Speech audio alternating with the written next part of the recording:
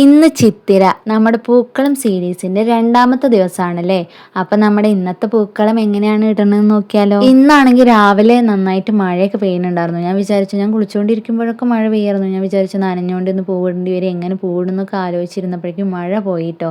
അമ്മ ഞാൻ കുളിക്കുന്ന സമയം കൊണ്ട് പൂവൊക്കെ പറിച്ചുകൊണ്ട് വന്നിട്ടുണ്ട്. നമ്മൾ മുക്കുറ്റി നടുക്കിൽ വെച്ചുകൊണ്ട് തന്നെ പൂക്കളം ഇവിടെ സ്റ്റാർട്ട് ചെയ്തിട്ടുണ്ട്. പിന്നെ കാശിത്തുമ്പ് നടുക്കിൽ വെക്കാനുള്ളത് മാത്രമാണ് കിട്ടിയത്. പിന്നെ ഞാൻ ഇപ്പം ഇട്ടുകൊണ്ടിരിക്കുന്നത് ഒരു ചന്ദന കളർ മന്ദാരാണ് കേട്ടോ. എൻ്റെ വീട്ടിൽ ഓൾറെഡി മന്ദാരം, വെള്ള കളർ മന്ദാരം പൂത്തിട്ട് എപ്പോഴും പൂക്കാറുണ്ട്. പക്ഷേ ഈ ചന്ദന കളർ എനിക്ക് സ്കൂൾ പഠിക്കുന്ന സമയത്ത് 5ാം ക്ലാസ്സിലിട്ട് പഠിക്കുമ്പോൾ പരിസ്ഥിതി ദിനത്തിന് നമുക്ക് വീട്ടിലേക്ക് തൈയൊക്കെ കിട്ടുമല്ലോ, അങ്ങനെ കിട്ടിയൊരു തൈയായിരുന്നു അത്. ഇത്രയും വർഷത്തെ ഗ്യാപ്പ് എടുത്തിട്ട് ഇപ്പോൾ ആദ്യമായിട്ട് പൂത്തതാണ് കേട്ടോ. ഇന്നാണ് അത് പൂത്തത് പോലും.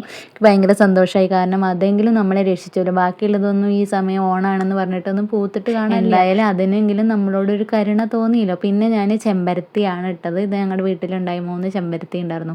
പിന്നെ ഇതാണ്ടോ, ഇതിപ്പോൾ ഉണ്ടായിരുന്നത് വെള്ളമന്ദാരാണ് കേട്ടോ. ഇത് എപ്പോഴും എല്ലാ കൊല്ലവും ഉണ്ടാവാറുണ്ട്, പക്ഷേ ഇപ്രാവശ്യം ഭയങ്കര കുറവാണ്. ഞാനങ്ങനെ മുൻകൂട്ടി ഡിസൈനൊന്നും വരച്ചിട്ടോ അല്ലെങ്കിൽ നാളെ ഇന്നത് ചെയ്യാമെന്ന് വിചാരിച്ചിട്ടൊന്നും ചെയ്യുന്ന ആളല്ല കേട്ടോ. ഇപ്പോൾ ഇതാണ്ടോ, ഇപ്പോൾ കാണുന്ന ഈ ഡിസൈൻ എതള് പോലെ തോന്നിക്കുന്നത് പോലും ഇപ്പോൾ തോന്നി അങ്ങനെ ഇടുന്നു എന്ന് മാത്രം.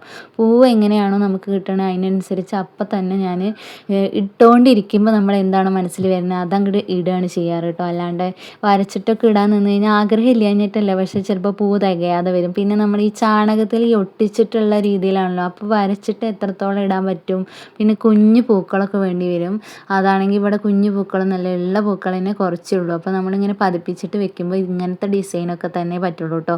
പിന്നെ ഇപ്പോൾ ഈ കാണുന്ന നീലപ്പൂ ഉണ്ട്, ഉജാലയുടെ നിറമുള്ളത് കാക്കപ്പൂ. ഇവിടെ ഇഷ്ടം പോലെ കാക്കപ്പൂ ഉണ്ടായിരുന്നു. ആ കാക്കപ്പൂവിൻ്റെ ചെടിയാണെങ്കിൽ ഇഷ്ടം പോലെ പടർന്ന് പന്തലിച്ച് വരുന്ന ഒരു ചെടിയാണ്. അതിലാണെങ്കിൽ ഇഷ്ടം പോലെ എപ്പോഴും പൂക്കണതാണ്. പക്ഷേ ഇപ്രാവശ്യം കുറവാണ്. അതുപോലും 3 എണ്ണം ദിവസവും വെച്ചുണ്ടാവണത്. ഇന്നലെ 3 എണ്ണം, ഇന്ന് 3 എണ്ണം. ഇനി എപ്പോഴാണോ നാവോ തോനുണ്ടാവുക കേട്ടോ.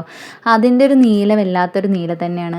ഇവിടെ കാക്കപ്പൂ എന്നാണ് പറയുക കേട്ടോ. ഓരോ സ്ഥലത്തും ഓരോരോ പേരാണല്ലോ. പിന്നെ നമ്മുടെ പൂക്കളം ഇവിടെ കംപ്ലീറ്റ് ചെയ്തിട്ടുണ്ട് കേട്ടോ ഞാൻ. അങ്ങനെ നമുക്ക് കിട്ടണ പൂ വെച്ചിട്ട് നമ്മൾ എന്തായാലും ആ കളം മൊത്തം നിറയ്ക്കാനായിട്ട് പരമാവധി ശ്രദ്ധിക്കും. പിന്നെ പൂവില്ലെങ്കിൽ ഇനി ഇല വെച്ചിട്ട് നമ്മൾ അഡ്ജസ്റ്റ് ചെയ്ത് ഇട്ടിരിക്കും കേട്ടോ എന്തായാലും. അങ്ങനെ ഞങ്ങളുടെ പൂക്കളം ഇഷ്ടപ്പെട്ട് കഴിഞ്ഞാൽ ഞങ്ങളെ സപ്പോർട്ട് ചെയ്യാൻ നാളത്തെ പൂക്കളത്തിന് വേണ്ടി വെയിറ്റ് ചെയ്യുക. അപ്പോൾ ബായ്.